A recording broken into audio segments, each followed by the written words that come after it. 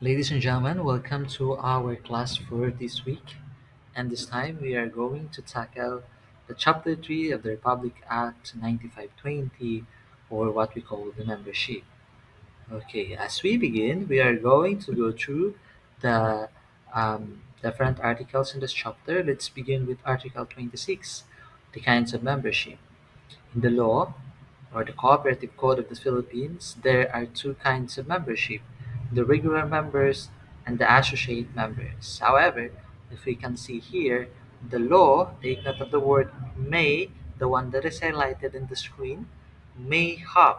That means any cooperative has has the freedom either to have two kinds of membership in their constitution and in their articles of cooperators and bylaws, or may maintain only one kind of membership or only one category or class of membership.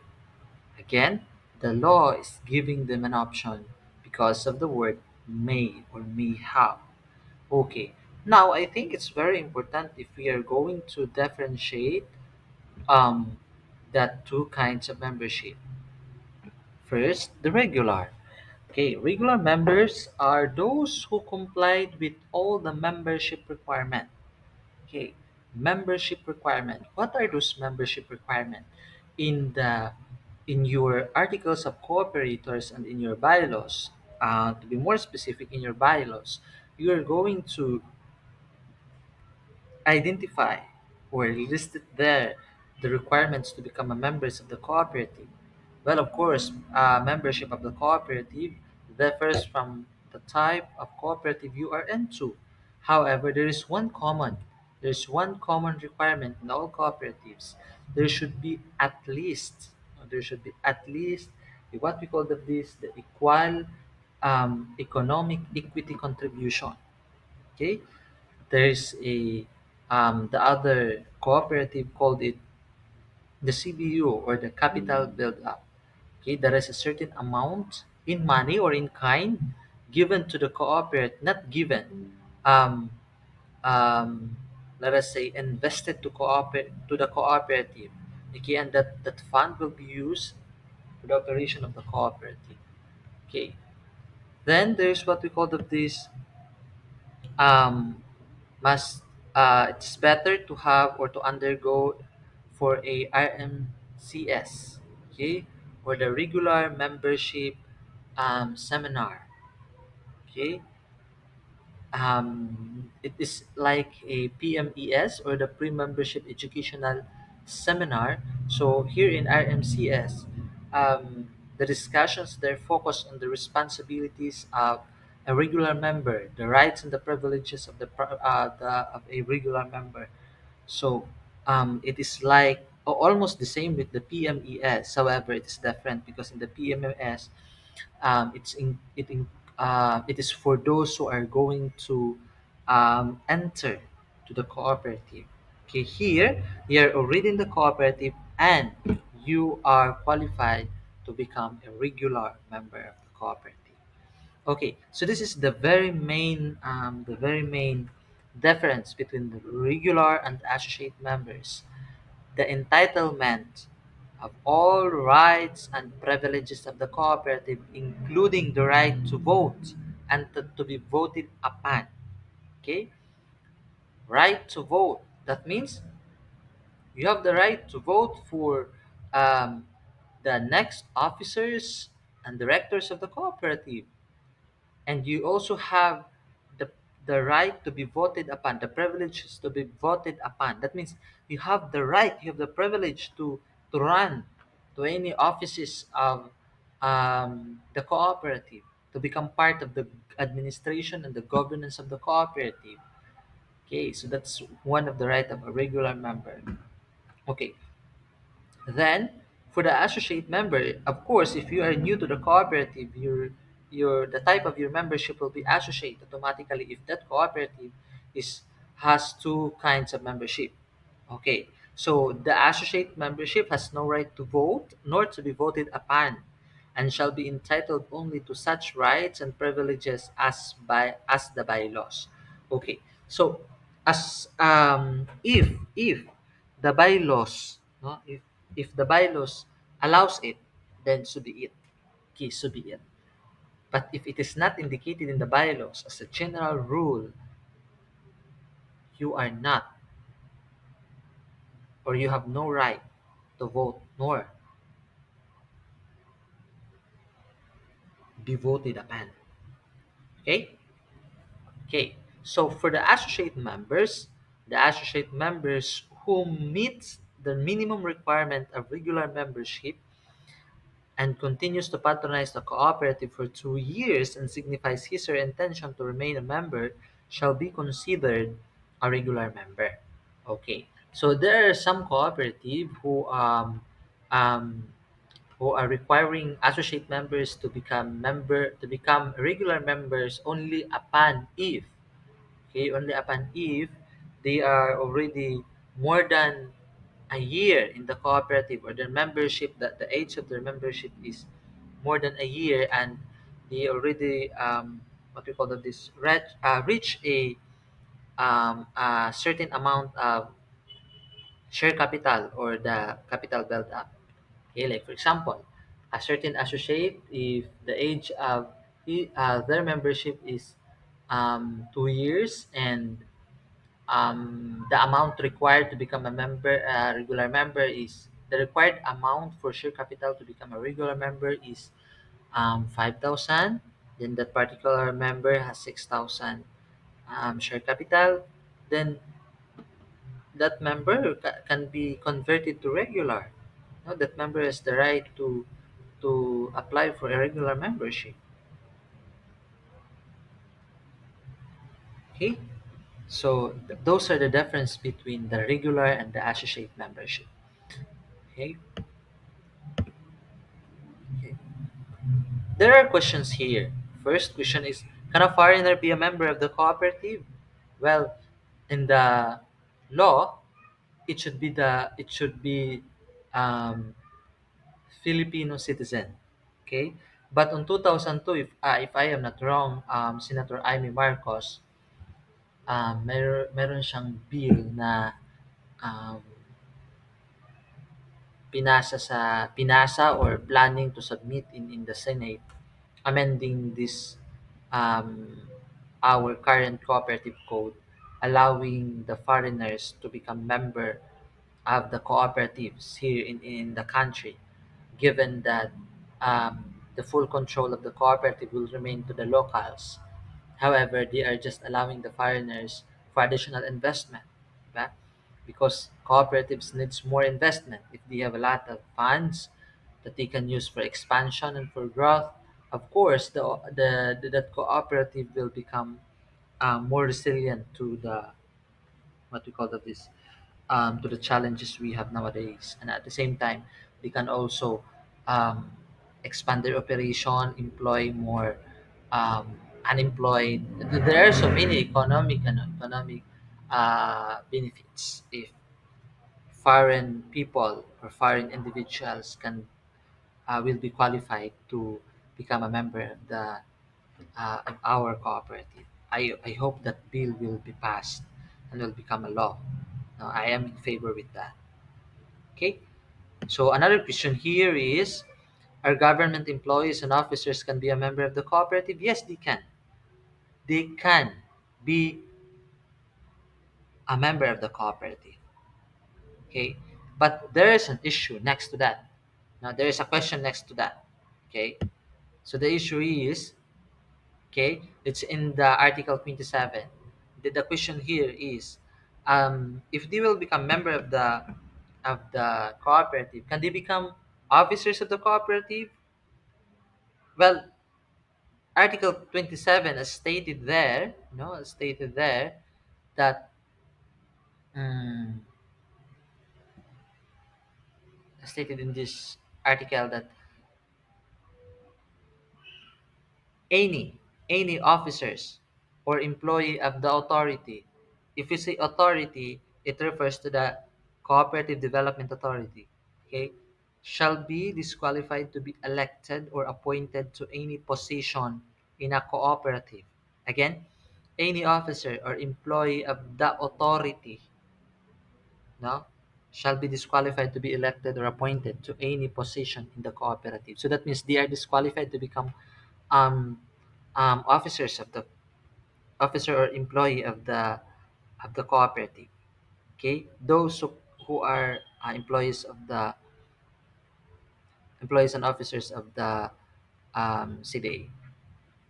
And the next paragraph stated that all elective officials of the government shall be ineligible to become officers and directors of the cooperative.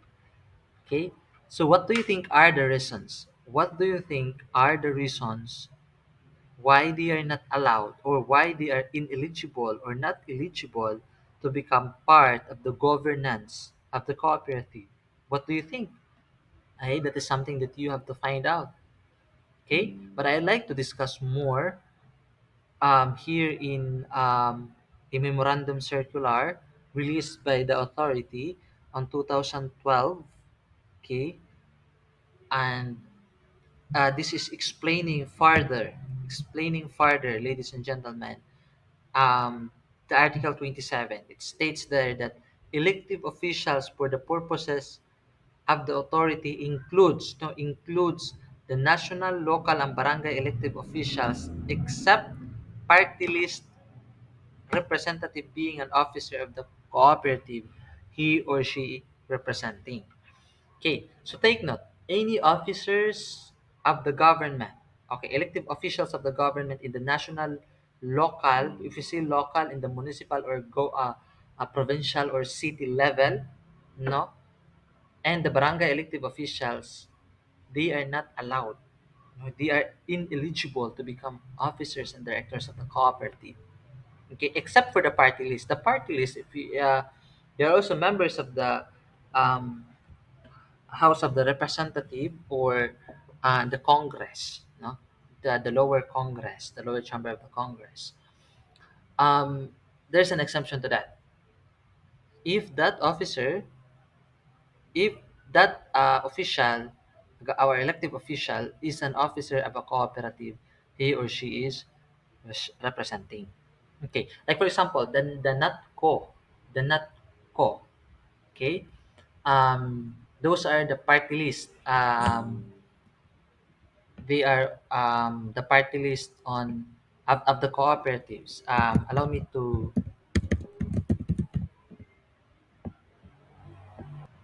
So there are many um, uh, party lists that their advocacy is on or representing a certain cooperative.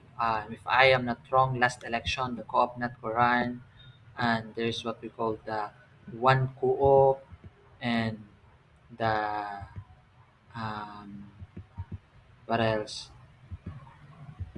Then the yung sa uh, the co-op Campi, and many more, no? So they are representing cooperatives in the country, and the role in the Congress is to fight for the rights and the privileges of the cooperatives, no? And to improve the cooperatives in the country, so that it will become will become an effective vehicle of progress and development. Okay, so those are the rules. That's why they are exempted to the provision in Article 27. Okay, so this memorandum circular of 2012 19 from the authority, um, in this part, they are giving a clarifications on who are the officers and the directors of the cooperative, wherein the elective officials and and the employees of the authority are not allowed to be part. Okay, so they have stated here that um, officers of the cooperative shall include the members of the board of directors, okay, the members of the different committees created by the General Assembly, the general manager or the chief executive officer, secretary, treasurer, and members holding other positions as may be provided for in their bylaws. Okay, the general rule are just the members of the BOD or the board of directors. Okay, Then those committee, like for example, the election committee, the audit committee, and the grievance committee, and all other committees, no? Except yung mga committees created in the lower level. Okay? Then the top management, of course, there, the general manager, no, the CEO, and the secretary and the treasurer are also um, officers of the cooperative. Okay, and those other officers identified or determined or enumerated in their bylaws. Okay, so it is very clear there in this order. So do not be confused. Okay, so the next is the liability of members. So if you can see, no, ladies and gentlemen, in um, chapter 3, okay, the chapter 3 of the articles of in the cooperative code, no, um, to be more very more specific in article number 29. Okay, the article number 29, um, the cooperative code states that members shall be liable for the debts of the cooperative. Okay, so of course may pananagutan sila because they are co-owners, no, owners sila. Okay, so mayroon silang share capital, so may pananagutan sila sa mga utang ni kooperatiba. However, they are only liable to the debts of the cooperative to the extent of his contribution to the share capital of the cooperative. Okay, limited only. Their obligation is limited only, or their liability is limited only to their contribution to the share capital of the cooperative. So that means if your share capital or CBU is just 20,000, you are only liable up to 20,000. Liable to up to only 20,000 of the total liabilities of the cooperative. Okay, as defined, general defined. No, I use the definition of the Britannica, of the limited liability. Yung sabi niya, it is a legal structure for an organization, no, sabi ni Investopedia, wherein condition under which the losses that owners or the shareholder have a business firm may incur are limited to the amount of capital invested by them in the business and do not extend to their assets. Okay, so this is different from the sole proprietorship. Okay, because in the sole proprietorship, the liability of the business is extended to the personal property. I mean, to the assets, the personal assets of the owner. Okay? Sisingilin sila kahit yung bahay na hindi yung business yung patayo, kukunin yan. Okay? Here in cooperative and corporations, they are limited liability. Okay? Most of the corporation are limited liability. And I think every corporations. Okay? Limited only to the extent of their investment. Ito yung kagandahan dito. Okay? Ito yung kagandahan dito. The next is the termination of membership. Of course, not at all the time we will like a certain organization that we feel we are always belong to certain organizations. Okay, there are times that we wanted to um um what we call this um tumidistansya tayo, di ba? Okay, so we can of course terminate our membership. There are two types of termination. First is the voluntarily, and the last one is the involuntary. Okay, pag sinabi natin voluntary, ikaw mismo, no, ikaw mismo voluntarily resigning your membership. Okay, you wanted to retire. Okay, and if that's your desire, you have to provide or give 60 days notice to the board of directors. Kaya kapag member ka ng kooperatiba, pupunta ka doon, sabihin mo, ayaw ko na. Okay? Hindi ganun kadali yun na pag sabi mo na ayaw ko na, tapos na ang lahat. No, it takes 60 days. There must be at least 60 days notice. Okay? Okay, that's in the law. Okay? Then, Second is the withdrawing members shall be entitled to a refund of his/her share capital contribution and all other asset interest in the cooperative. Okay, so of course, if you wanted to terminate your membership, all your deposits, no, including the interest, will be given to you. He will be refunded, I mean, will be refunded to you. So, babalik lahat yun. Deductions are the obligations you have, no? The liabilities that you have to the cooperative, and fees if there are any, as determined in their bylaws or in your bylaws. Okay. Ang tawag diyan is involuntary. Okay? Involun I mean the next bullet is what we call the termination, um, involuntary termination. Okay. Death or insanity of members in the primary cooperative, or insolvency or dissolution of a member in a secondary or tertiary cooperative. Of course, hindi ka na makaka-function. So automatically you will be terminated. Okay, if you are not patronizing your products and services, okay, for an unreasonable period of time, the board of directors has the power by a majority vote to terminate you.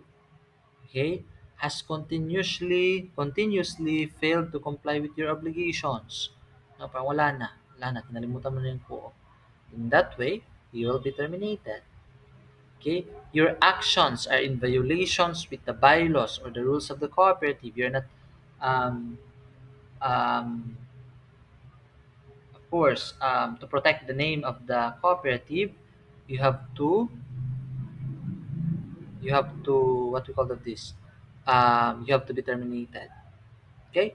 If you act, any act or omission injurious or prejudicial to the interest or the welfare of the cooperative, of course, you will be terminated.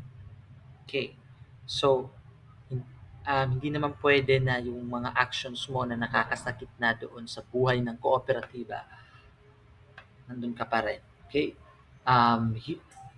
Of course, the board of directors must protect the life of the cooperative. And if you will be the cause of the death of the cooperative, it is better to terminate you. Okay, so those are the provisions in the chapter 3 of the Cooperative Code of the Philippines. Okay, it's all about the membership. No? It's all about the process of applications. I was not able to discuss it here. However, there are provisions, general law on that, no, wherein um, you can apply for a membership of that certain cooperative, and if it may happen that you will not be able to um, what we call this,